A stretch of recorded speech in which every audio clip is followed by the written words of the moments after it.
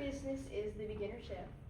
We are a cooking kit that's made for college students. We have all of the essential equipment that you need and nothing that you don't, because we found that if you try to go out and buy like a full cooking kit, or if you try to just piece together items like yourself, when you go out on your own, that you get a lot of things you don't need, or you don't get everything that you do need.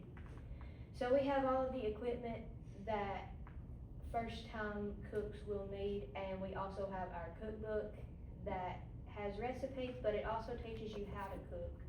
We have first time tips and even how to grocery shop, and easy and filling recipes that everyone can make and that everyone will want to keep making. And so our product is geared towards college students, or just students or people that are moving out of the house for the first time, because you'll need something to start cooking with, and eating out's expensive and not the healthiest thing. And so that's really where our thing came up, because we started doing Eagle Works last year and we didn't know where we wanted to go with it. We didn't have an idea, and we went to that first thing with the food, I remember, and I was like, yay, meal. And then and then I was like, okay, what's a problem I have? Because that's what they told us to think about. And then I was like, well, I'm figuring out how to cook. And I remember coming to campus, and my mom, fortunately enough, bought me all the things I needed, but it came with a lot of extra stuff. Like I got a muffin pan that I do use now, and baking dishes and things like that I didn't need, that take up a lot of space. But luckily I only live with one other person, so it's not a big deal. But if you're in a small apartment, all of the unnecessary things are just in the way. So, and it's not just geared towards people that are going to be living in an apartment, it's also for people moving into a dorm. It's easily packable, not gonna take up a lot of space. So you could take your stuff down to the dorm kitchen and use it sometimes, but we also wanted to have meals that you could make in a microwave and things like that. So you could get excited about cooking for once you move to your apartment for the first time. And so we're just gonna talk to you about our business plan a bit and our presentation. And if you guys have any questions at any point, stop us and ask a question, because this is really not the most formal thing. But and the whole reason we're here too is we just really loved our experience at Eagle Works. These meetings meant a lot to us, and so we wanted to give back and make sure that people had access, and we're gonna keep doing this stuff, because it's just not something either of us thought about until it became a class assignment, and we ended up loving the idea of doing something entrepreneurial like this. So, here's our business plan if you wanna. No, I just have handouts for us. So we can pass them around since there's only 2 groups. I was gonna say, if you guys don't mind, I'll email out your business plan to give it as a, cause yours was a really good example too. So, and I can send that to everyone. But the big deal with our business plan is just being very clear in your goals, and every sectioning it off, making sure what you're writing is just for that section, and being as clear and concise as possible. My biggest thing about the business plan is do your research. Doing your research to be able to back up why this is a problem, why your solution is actually a viable solution, and why it is the best solution, because there are always gonna be competitors out there. You're not gonna go into a market where you're not gonna have a competitor. And you need to be able to justify why your business is better than the competitors, and the best way to do that is research and proving your point. Like we have, this is our sheet of references just for our business plan. And I know in the competition we were asked questions about like, where did you get this? Why do you say these numbers? Like, are these the real statistics? And yes, they are. Like, we can confidently say that they are, because we know that we did our research and we know that it comes from a good source. And like we said, we came up with a problem that was important to us, and so we obviously knew it was a problem for us, and we talked to friends and everything, but we needed something more substantial, because especially when you're trying to figure out how many potential customers you'll end up having, you need some sort of information to back it up. You can't just say, oh, we'll have 5 million the first year. That's not a reliable amount. I mean, ours was 532,000 first year college students, but that we had something to back that up. And we did get challenged on that too, because it is a large amount, and that's the other thing, 532,000 potential customers. We're not gonna try and even grow our business Yeah. to do that We in the only first said year. we That were is gonna not- sell 1,200 kits in the first year anyway, so. And that was, for us, just a reasonable number. We were, funding wise, that's how we're gonna be able to do it. We can figure out a business plan for that and how we're gonna grow our business from there. So it was a very small amount, but it was completely doable throughout this whole thing. It was a number that we figured out. So, yes, it doesn't sound like a lot, and likely you would hopefully end up selling that in just a few months, but then you also have to think about the cycle of how often, or how many you're gonna sell in like a couple months, cause school season, we'll sell a lot there, but in the winter, nobody's gonna be buying that too, so there's gonna be ebbs and flows, that you need to think about, so. Do you wanna say anything else about the numbers, or that cover it? That might be good, if we wanna run kinda through this, Yeah. we might find something. And another thing is especially in the presentation, cause you're presenting to judges and potential customers, honestly, you're trying to sell your business, so you want to make it something that is actually existing, they can picture it, they can envision it, and they're gonna end up wanting it, or they see the use for it. And so you do want that reflected in your business plan, but you don't want it to be, oh, we're selling it here, because the business plan is your plan for how you're gonna make this successful business, and you're not trying to sell to customers here. This is your blueprint Your business for- plan is selling the judges on why this works. But it's your blueprint for your business. It's not you're not actually selling something in your business plan. But we can go through each of our individual sections. Do you want me to pull up your presentation? Sure. I can do that. Okay. It might be easier to reference that. Yeah. 'cause Yeah, then it's a we lot can more reference it because we based our presentation basically straight from our business plan, like going through it, like our Yeah. first, cause the business plan, you got your introduction, your problem, your customer, why it's a solution, like that's basically how we did our presentation. But the first one was your introduction. That was like 2 paragraphs. It wasn't a very big, it was just. That's just how you came up with it, like Mhm. your purpose. But then we had the problem, and that's where our numbers came in. That's where here is the problem, here is proof, not just from our small little perspective of 2 people, but from our research. Then the customer, we had a customer section right after our problem. And that's just where you wanna describe your ideal customer. Who are you trying to reach out to?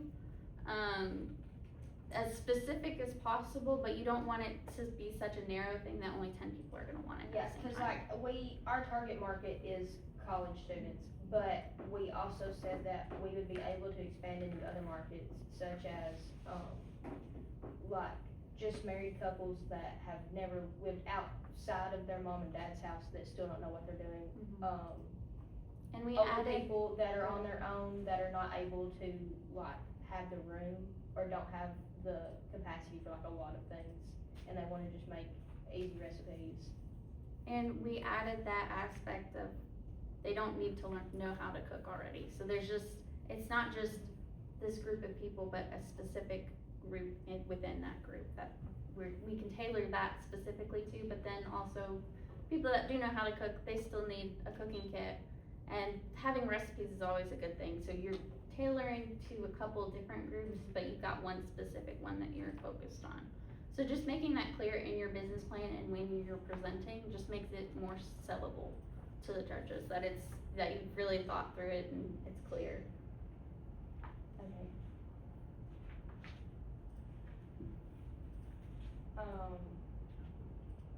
And then our solution, that would be where you're more or less selling your thing, because you're talking about what it is, what all it has in it. Like here, we have about why it does solve the problem and the first part of our product, and we have it listed out here, all of the different things that come in the kit. Like, you really wanna break down how this solves the problem. And so if there's multiple degrees to your problem, if you're trying to solve a couple things, because like I said, we're tailoring to a couple different groups or really getting specific, so they have lots of problems that we're trying to solve. So clearly going through each thing and how this is a solution for them is a good thing to have. And since our thing is also a physical thing that we're selling, we're not selling an app or an AI thing, for us, it was necessary to piece it out as in, this is what's coming in the kit, this is what you should expect for everything. But for an AI thing or an app, explain what the app does clearly, what the customer is gonna get use out of. All of the different features that you're trying to sell and why that's part of your solution, why that's necessary to giving to the customer. Do you have anything else for that one? I think that was pretty straightforward. Okay, and then competition. So this is where you obviously have competition. We had lots of competition. We weren't really creating this idea We had competition from different sectors, like HelloFresh, and then for like recipes and ready-to-eat meals, and then Amazon for cookbooks and kits, and Walmart for the same thing, and stuff, and even just Google like easy recipes or how to cook and stuff like that. So you really got to distinguish how you're different from the competition. And so that's where you need to clearly acknowledge what the competition has, and then that's where you need to come back and say, but we're doing this for them, that's an added feature, and that's why they wanna buy it. So, but we described every single, or lots of things, we didn't try to dodge the competition. We said, yes, HelloFresh has ingredients and instructions, but they do not include our tools or general insights. And these meal plans are expensive. A plan for 6 servings per week is $70. And we broke down how cooking for yourself is a lot cheaper than that. And we had like 4 types of competition, and we explained it through examples like HelloFresh. Yeah. But there's lots of other meal things that do something similar. And but this one, we found an example on Amazon of a kit that was pretty similar to ours, but it was the most similar to ours that we could find, but it still had unnecessary things in it. It had unnecessary things, and it didn't have the recipe book. Yes. So that's where we explained, oh, but we have this, and that's why it fits to this group of people, and that one doesn't fit as much. Target customer, that was similar to our customer, right? I think we just got more targeted. So our customer, I think the customer section you focus on, we could sell this to all these groups of people. So the young married couples that are moving in together and need cooking supplies and stuff like that. That's where that customer thing would go. And then the target customer is really where you dig into that who you want your customer to be, who you're selling to in the first place. Reaching the target market is how we plan to market it to these students. Like this one, we found that among 1.9 million college-bound students, research shows that approximately 40% of them rarely cook. Assuming that 70% of that particular group is interested in learning, that creates a potential customer base of 532,000 students. So that's just where you kind of break down your market that you're wanting to tap into and how many of them actually would buy your product or get into your product, because not everybody's going to. And then, okay, so our next section's logistics, and I don't know what it is in the sample business plan. I don't think it's logistics, but I don't think it is. So we took the next one, like how was your business going to get made and how are you gonna make it successful? And I am a supply chain major, so that just fits right into my own personal thing. So I wanted to do the research on where were we going to get all of the different equipment that we were gonna sell? Where were we going to store it? How were we going to put it together? What was selling going to look like? What website were we going to sell it on?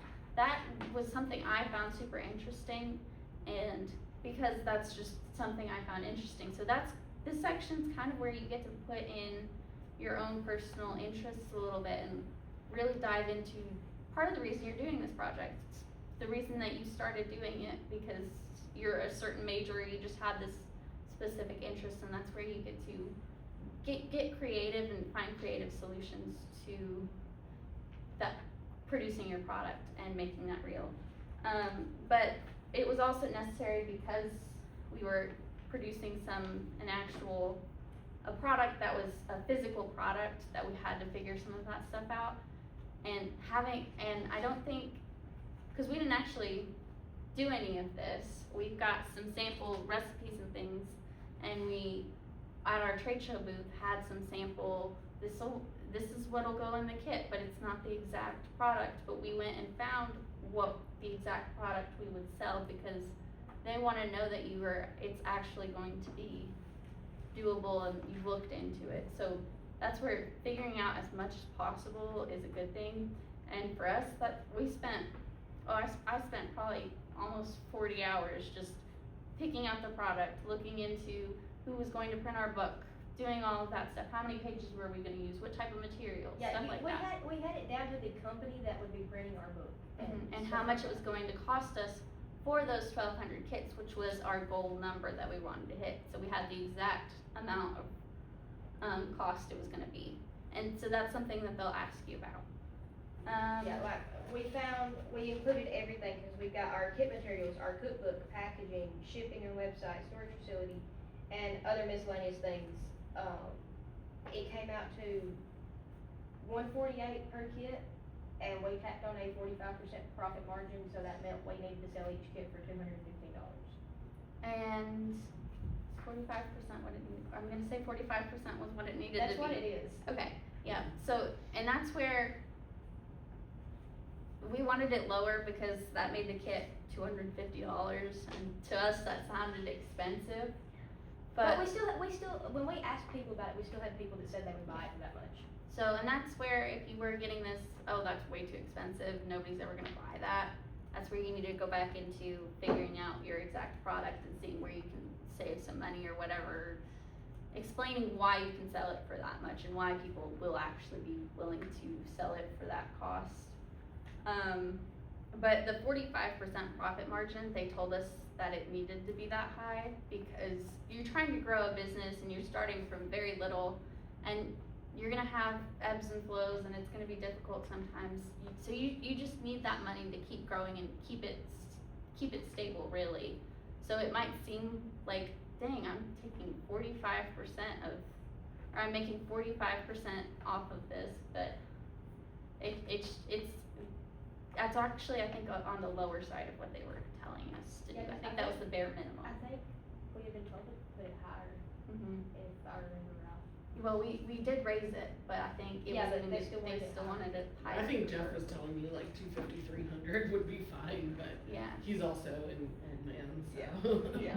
I remember they were telling us to put it a lot higher. Yeah, and cause I think they were thinking more like it's gonna be the parents buying it, so the parents are gonna and be so more that's, likely to spend money than the that's where our customer to us was the student, but who was going to be buying it? Likely the parents, maybe the students, but we had to acknowledge that too. So think about, for that case, who are you aiming it towards, but also, and we had to do that in our marketing too, we had to be able to market it to the parents because they were gonna be the ones buying it, but we not only needed to market it to them, but kind of to the students too, because they could be buying it. And then also, they're young adults, graduating high school, they're gonna be able to tell their parents, this is what I need, and there's a greater chance that they're gonna trust that than an 8-year-old child saying, hey, I really need this, and the parent going, no, that's too much, you don't need that, so. Two, though, we're going off the fact that if parents buy it for one student, then they're all their friends are gonna see it and be like, oh, that's so cool, I want that, and like they're gonna go buy one. And that was part of our marketing strategy. Yeah. And neither of us are marketing majors nor super online savvy, caring about marketing things. So that's where we struggled a little bit. Yeah. We still had it figured out to an extent, but that we focused more on things that we were really good at and showing that creativity and that explanation and that proof, to where they weren't asking as many questions about that stuff because we were so certain in this stuff over here. So play to your strengths, but also acknowledge your weaknesses and be able to cover them up to a certain extent. Yeah. And then we had our conclusion after that, so. We had the social impact, but Oh. that's just where, like we said, the beginner chef promotes a more self-sufficient lifestyle by teaching young adults essential cooking skills, and we just basically went on like that about how our impact extends beyond our users to our future employees, the environment, and a broader community. We aim to promote healthy lifestyles, sustainable practices, and a strong sense of connection and purpose.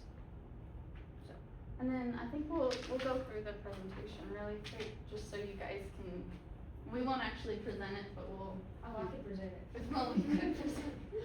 I still got it. I was gonna say, y'all did this so many Oh, we've times. done it for classes after this. I've And you dreamed did about it it for before. the Board of Trustees too, Yeah. so.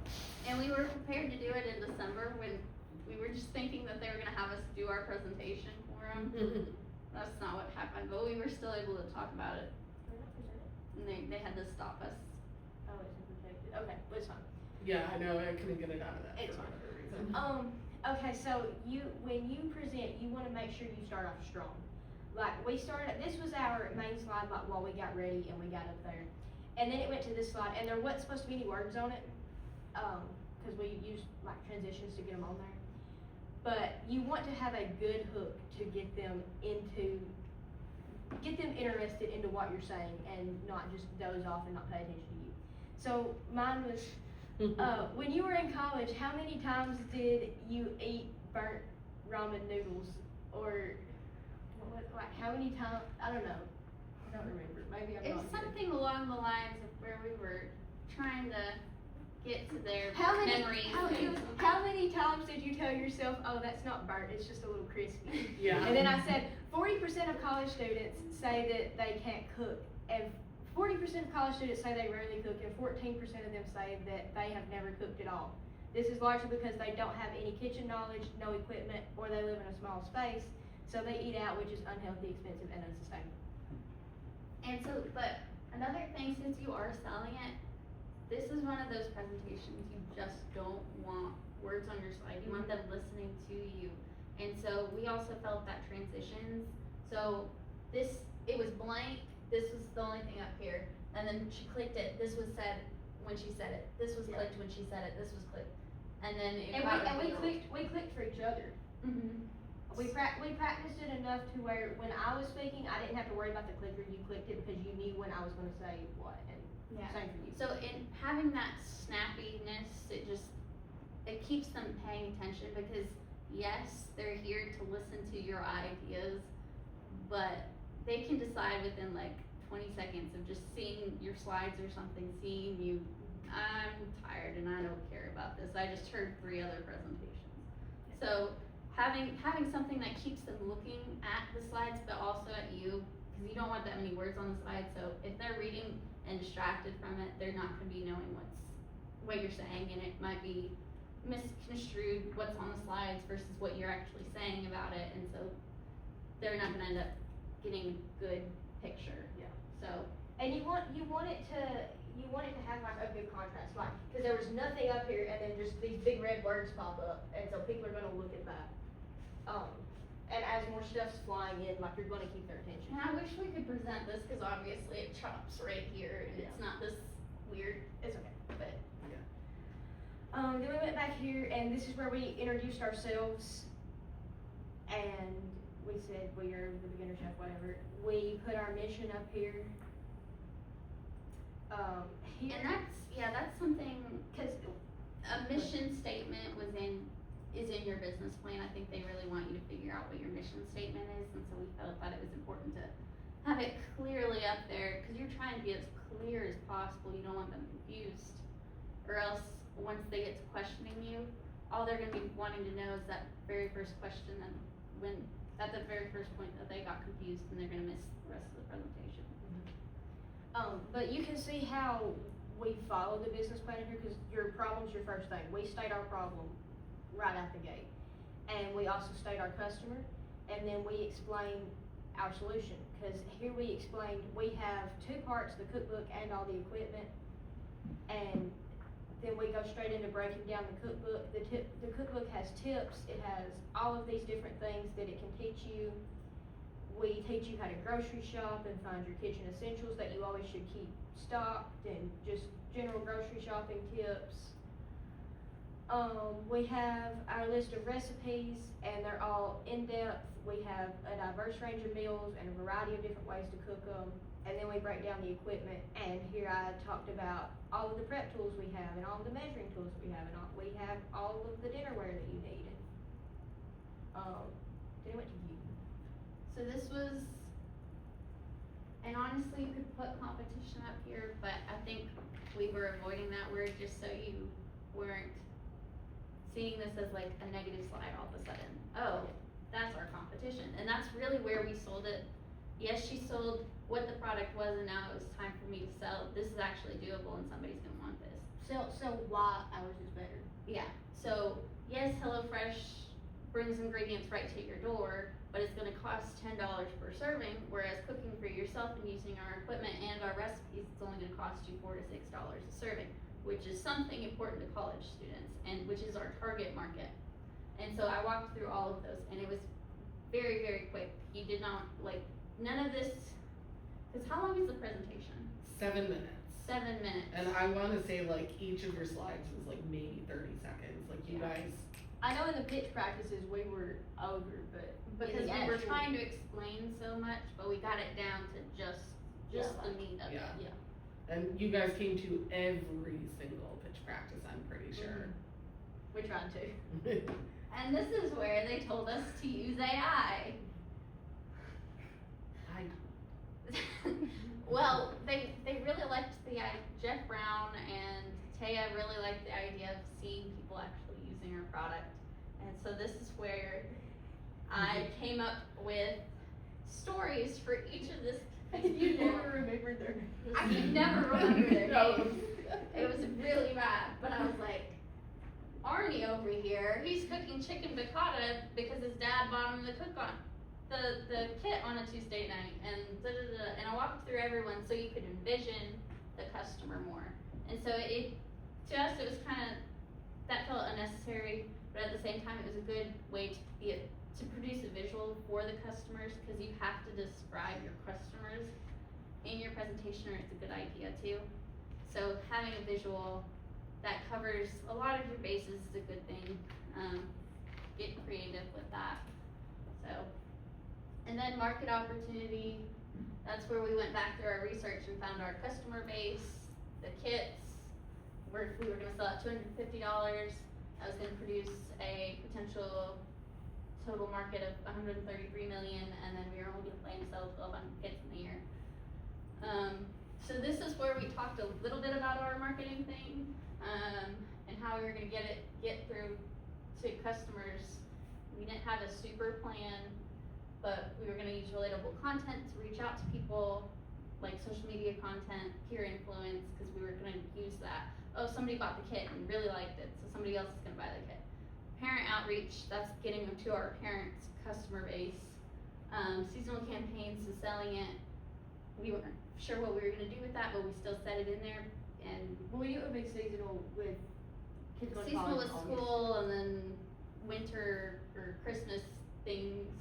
And then back to our mission statement, we want to build a community of young, healthy, independent adults. Parents really like to hear that for their child, that their adult's gonna become independent and healthy and successful. So, and then how we were gonna do that by selling on our online store. So, and then our first year projections, revenue, expenses, net income, just a speedy thing, click through that. And then our mission statement, again, impact we were gonna create self-sufficiency, sustainability, and community. And then we wrapped it up with, Yeah. are we getting fine? And so, And you said something else, it was, Tied it back in. yeah, and I tied it back into our hook, like, with, There's no more saying something's just crispy or something like that. yeah, I I don't remember. some sort of, I thought I would remember better than I did. at the beginner chef, we create self-sufficiency, sustainability, and community. So no student has to go saying, oh, it's just a little crispy, or have to eat another pack of instant noodles. What they need is the beginner chef, and what we need is your support with funding and something else. So will you help funding, I don't know what I said.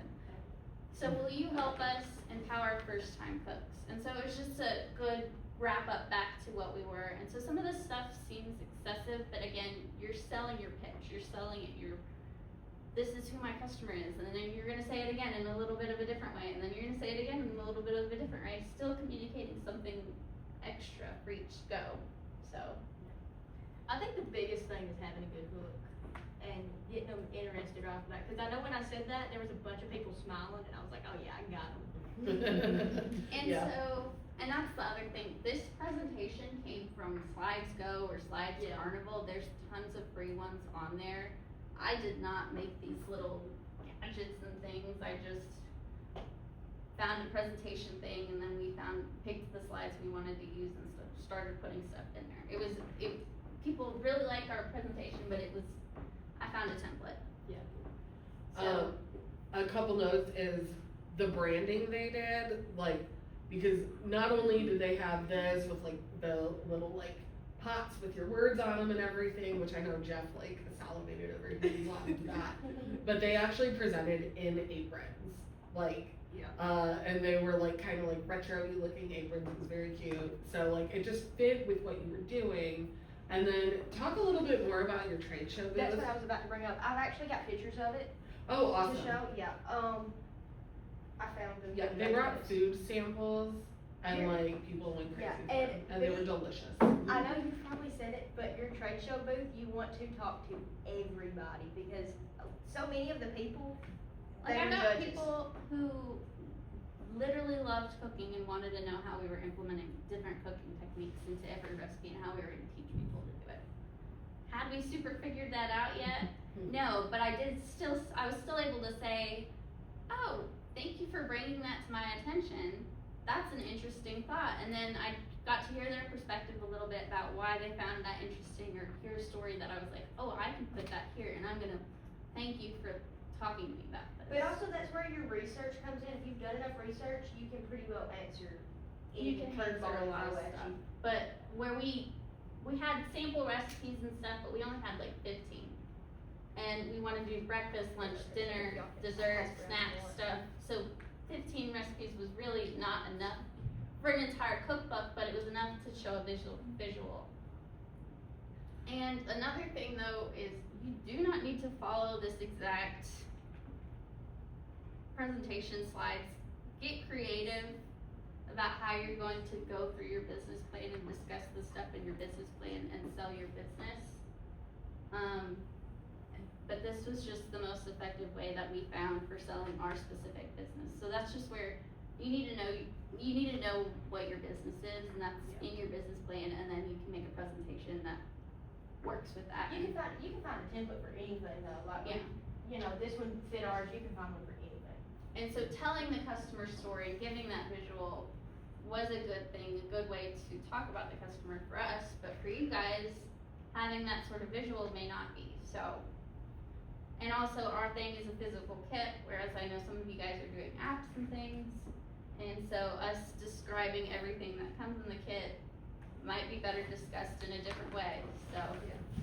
You wanna, even if it's an app or a website or whatever, you wanna make it as tangible for them as possible. Because they want to be able to truly understand what your product is.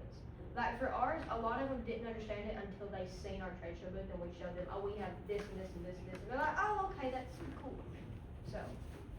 And so that's where you also need to get creative with your trade show booth. For us, we ended up handing out some of our recipes that we had made, that we put together. Yeah, we brought a bunch of recipes and we made 3 different kinds of snacks there, and everybody wanted the recipes for the snacks, and we didn't bring enough for the recipes. snacks.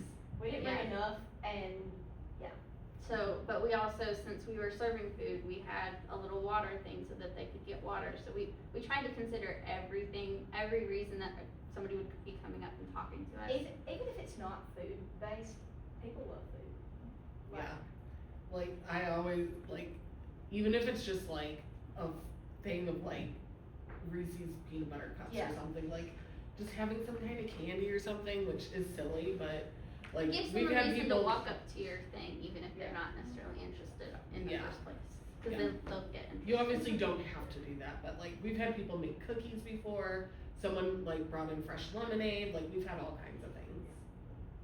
How many people would you say come through the trade show? A Like, lot. How many people A stop lot. there? Yeah, so pretty much all the judges will come through at some point. We do not tell you who the judges are. And we, I there's, think you guys probably were able to figure it out. I thought everybody that come through that I thought was a judge, pretty much was a judge. But you always need to be prepared and you need to treat everybody like they're walking on heaven.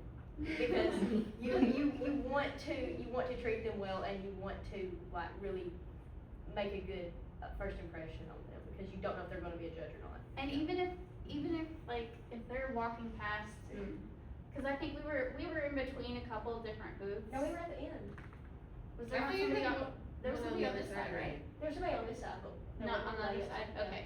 Well, so they're like getting towards the end of the road, they're kinda like, do I even wanna look at this? And that's where you just start walking up and talking to them. Yeah. You find you see what their eyes looking at and you start, hey, do you wanna hear about this? Yeah, like we had 3 copies of our book and we would walk up and just be like, hey, do you wanna look at our cookbook?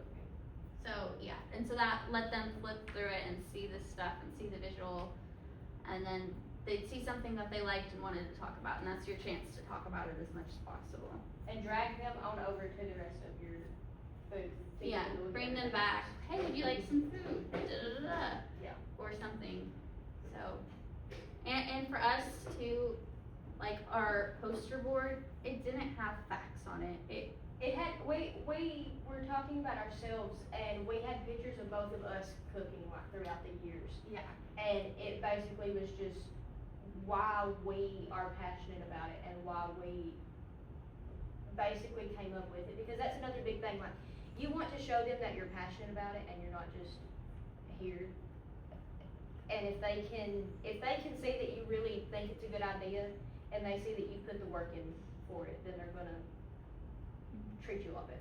And so we're not saying put pictures of yourself doing whatever it is that you're developing, but for us that fit with the customer base, cause that's how that's how we were gonna sell our products. We are college students, we went through this, come and talk to us, you wanna end up buying our thing because we experienced it firsthand ourselves. And so that's where those pictures just tied perfectly into our story of our business, so. But coming up with ways to catch people's eyes, things to show them if it is that app that is it an app or is it a Website website? limited development. Okay, have them be able to look at your computer and click through it and see that it's a real thing or something, so. What's the rest of y'all's ideas? Deciding on which one.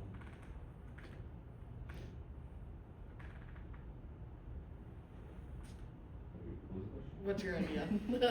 My idea is, it's like a special, it helps like special education documentation. Basically, it just helps teachers focus more on the class instead of paperwork. Nice. So, I'm not saying that you should do this, but maybe your trade show booth turns into the problem and you make the mess a little bit and you show them how you can clean it up with your solution or whatever, I don't know. But just getting them to actually visualize what it is you're trying to sell them is part of it. So, that might be a bad idea, and you should say that out loud. We will be doing a whole session Yeah. on trade Yeah. show booths, I think that's April 1st, so we It's- can go through a lot of that, but you guys had a really good booth, and they're not the easiest thing to do when you've never done one before. So, I'm hopeful. We've tried to do a session on that before, and it's never worked out. And I still don't know if the person I want to present is going to be able to present, but if not, I will do it because I've done this for a long time. What was the most helpful thing for you guys while you were preparing? I would like to say practicing. Practicing for the thing, but in terms of making it, I think figuring out who your customer was and what the solution was, and literally having an answer for every problem that they had, and walking through it and trying, and that was the other thing, going up to people, yes, your family's likely gonna be like, oh, that's a great idea, but then talk to them a little bit more, or talk to other people and see if they've got an instant question like, okay, but what about this?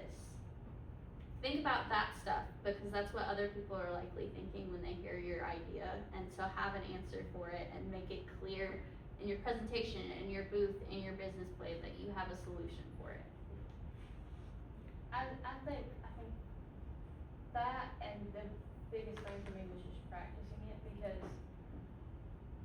like I was nervous for the presentation, and we practiced it so much that when I actually got up there to give the presentation, I was not nervous at all. Like I just knew it, and I was able to talk about it, and it was not intimidating whatsoever.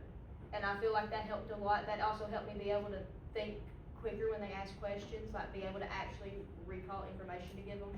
Oh yeah, and reread because you'll turn in your business plan like a few weeks before. It's like 2 weeks ahead of 2 weeks time. ahead of time. So for us, anyways, we spent so much time editing and trying to get it as the best that we possibly could before we turned it in. And so we were kind of sick of it. And so when we went to present and stuff, we hadn't reread it the night before, and so there were some answers in the business plan that we had that we couldn't that wasn't just at the top of our head, because we kind of put that to the side beforehand. So The biggest one was when they said like, what's your source for that? And I'm like, well, I know it was a peer-reviewed article. The source is in the business plan, I just can't tell you off the top of my head. Like, that was the biggest thing that hurt me. and for me, it was, they wanted to know about the not just the total cost, but what was making it that expensive, or that what was making the cost so high. And so I had a table in my business plan that like grouped stuff into the kit, the transportation, this stuff, but I didn't have those numbers in front of me. And you won't necessarily get a lot of that, but from some people that are actually the judges, as well as business-minded people, they'll actually wanna know some of that stuff. Yeah. So, but also, think about how your business is gonna make money. So, cause I remember last year there were some apps and things, and yes, you're selling to this customer, but how are you going to either get them to buy the app, or how are you going to get people to keep giving you money for it? So, Because if they subscribe and they fulfill their need, then they're just gonna unsubscribe.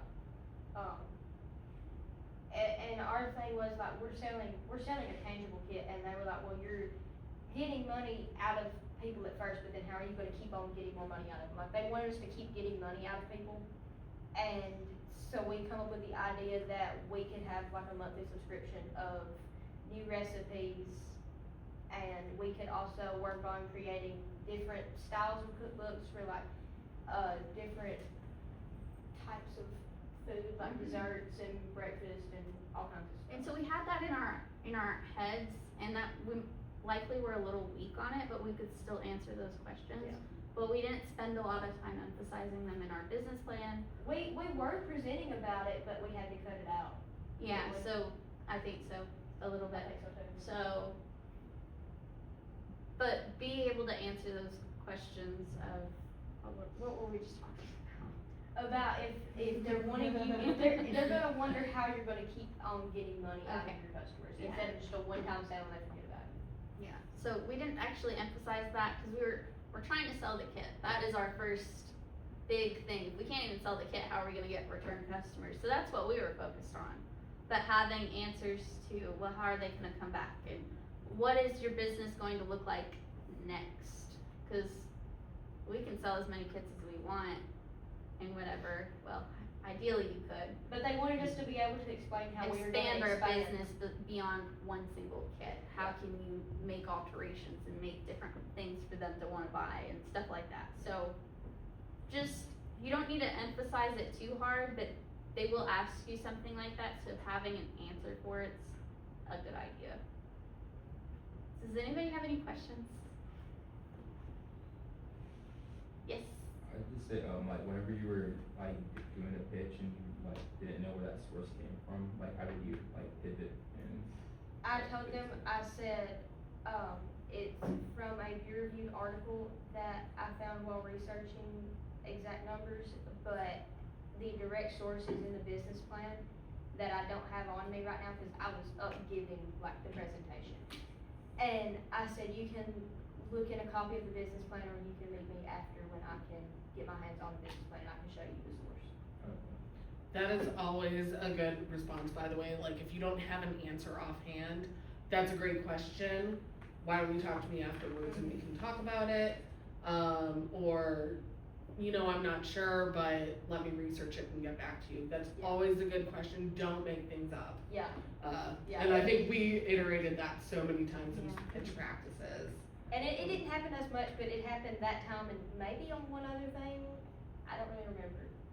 But, The cost thing, I think they Yeah. asked about it, and like I could tell them the company that we were gonna buy or print the books from and what site I was using to find all of our equipment and stuff and where we were gonna sell it and like the lead time and stuff, but I couldn't tell them exact costs and things that they were curious about, and so that's where I was like, it's in our business plan, but and that's where I kind of turned the question to, here's what I can tell you, here's what Yeah. I do have a good answer on, that you might, this might have been your starting question, but really you might have also been curious about this or thinking about this when you were asking the question, so I'm gonna answer it this way, the way I can.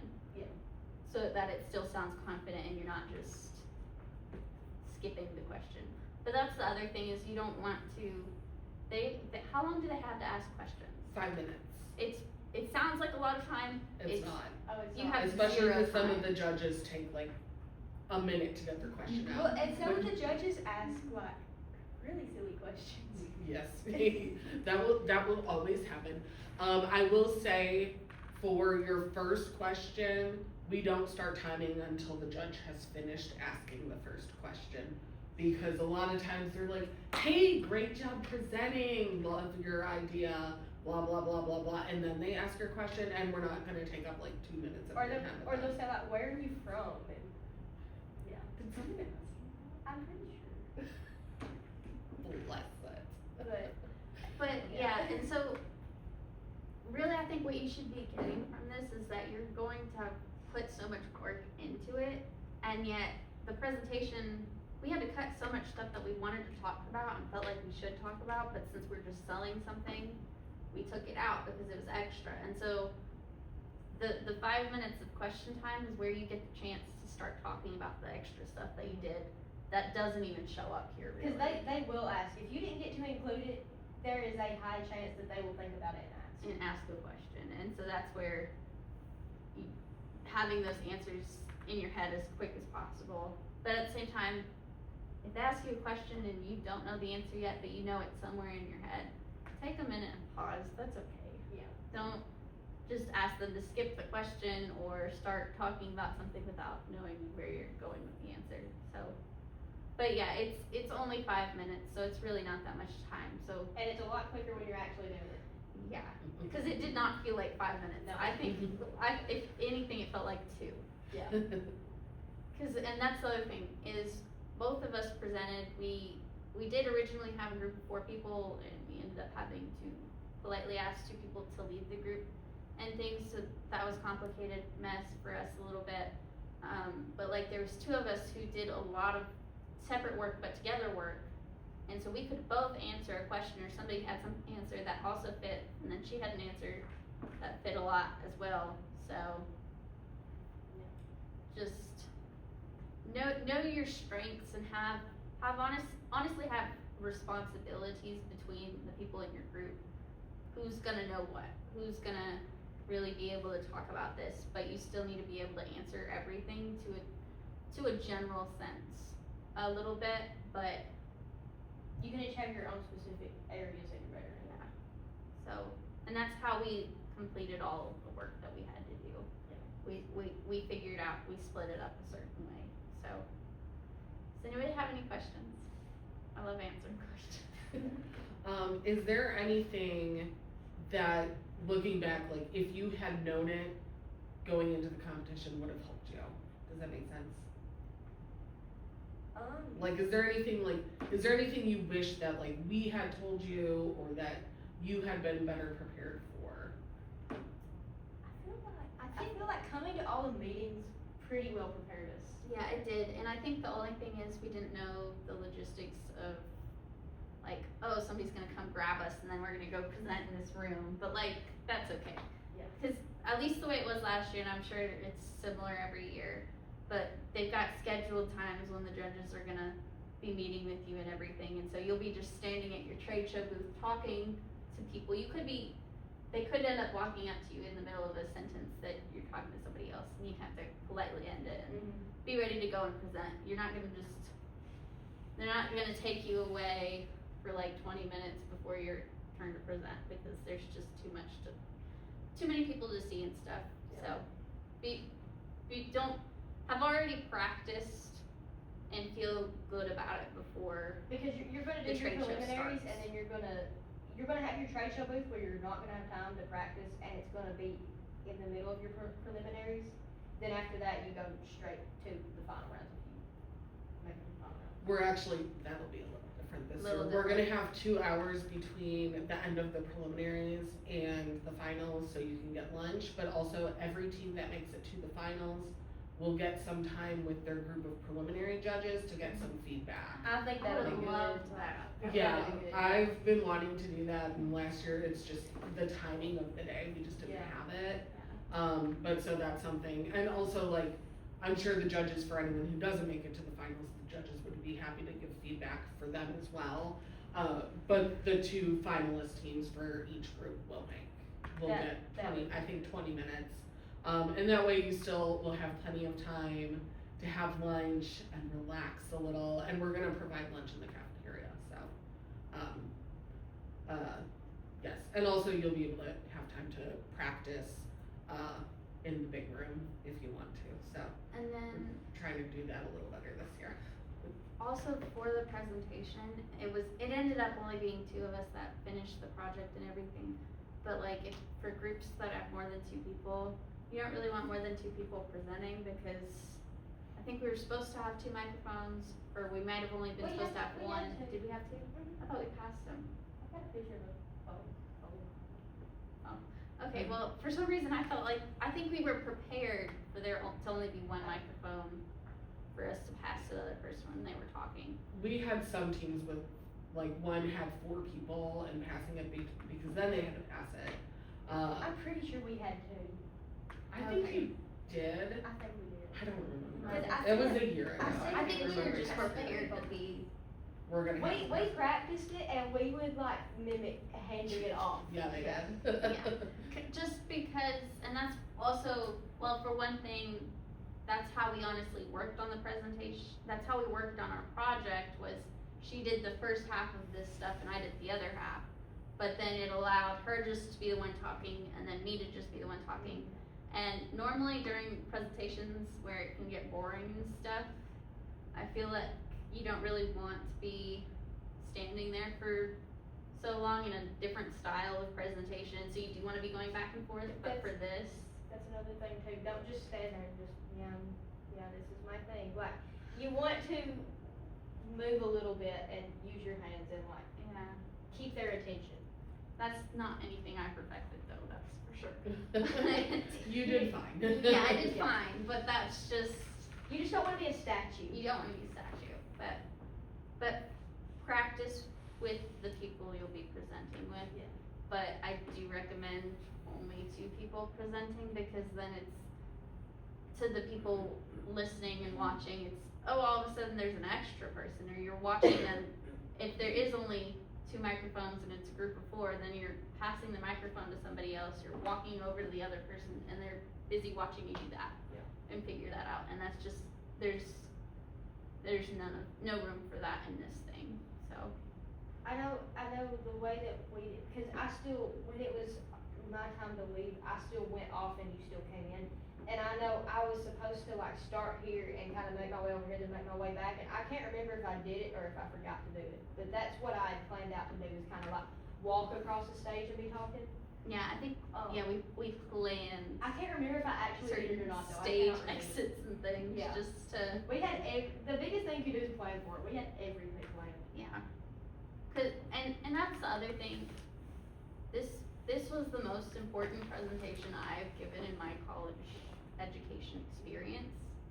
Nothing else have I put near this amount of work into, and I'm not saying you have to, but it was part of our success, and if I didn't care about it, I would not have put near that amount of work into it, but that's how focused we were on making this successful. We were down to every detail we could possibly think about.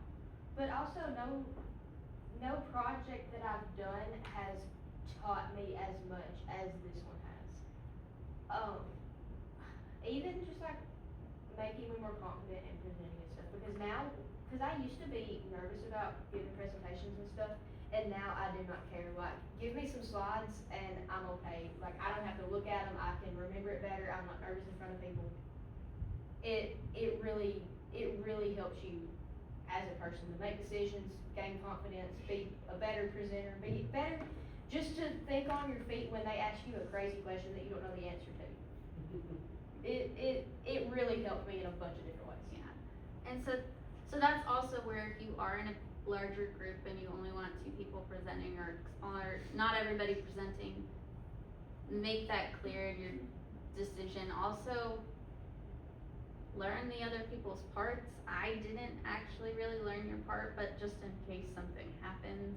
We both had a good idea. We had a good idea, We could've- got there, but Yeah, it's especially for this type of thing, because the judges aren't gonna care if your other person didn't show up or got sick the day before. If you still wanna compete, you're gonna have to do it some way, in some fashion, so. But yeah, and we say all this stuff, we really did put a lot of work into it, but again, this was one of the few things that I think we've cared that much about. And so that's just why we put so much attention to everything. And so we're not telling you have to do it that way. It's just, that's what worked for us, and that's how we were successful, and that's how we thought about it. Any other questions? Thank y'all. Appreciate you for coming. Thank you for having us. Yes, This is absolutely. fun. I love it. Anytime you guys, like, seriously, after you graduate, just come back and hang out. Just a couple notes. We did record you, so we're gonna. FYI, we're gonna use some of your quotes, I'm sure. Next week, obviously nothing, cause spring break. The week after that, we will have effective presentations. So a lot of what y'all just talked about, we'll go over that. But that will be, her name is Rachel Nutton. She owns a med tech ad agency, branding agency, marketing in general, I don't know, all the things. But she's gonna take you through some interactive exercises to help prepare for your presentation. So hopefully that'll be really good. Other than that, right now, be thinking business plan's already the 6th, so you've got plenty of time. Start thinking about your trade show booth. And then I told y'all, I don't think you guys weren't here yet, if you have like doing customer discovery, so if you have questions you want asked, that you want us to send out to the whole group, happy to do that. Just like send it to me, send me a link, whatever. Like if you have a survey, one of the other students has a survey she's asking us to send out, so we're gonna do that. Anything we can do to help. If you want us to go over your business plans before those are submitted, anytime before April 1st, you can send me a draft and I'm happy to look over it. I think you guys did that, didn't you? We did, I think. I think so. I think we wanted, yeah, I think so, cause I know we turned it into our professor, cause it was And originally he a never class looked at it. assignment, and I don't think he looked at it. Yeah, and so but I think you sent it to me and I went over it. I think Or we so. did it like We at after least one of the talked things. about it. or Yeah, we something. definitely talked about I it. know a lot. we talked about it, At length. yeah. And then I did send out a survey in the last email, for what days and times are best to do pitch practices. Like they said, like they were at every single one and it showed. So definitely try to make it to those when you can. You came to a couple of those too. But so there's a survey because I know Wednesday evening does not work for everybody. Obviously it works for y'all because you're here. But also options for dead hour, and I think Monday or Thursday evenings or something, so, we'll do whatever we need to make sure everyone gets a chance. And other than that, I think that's all. Any general questions? Cool. Everyone have a great spring break.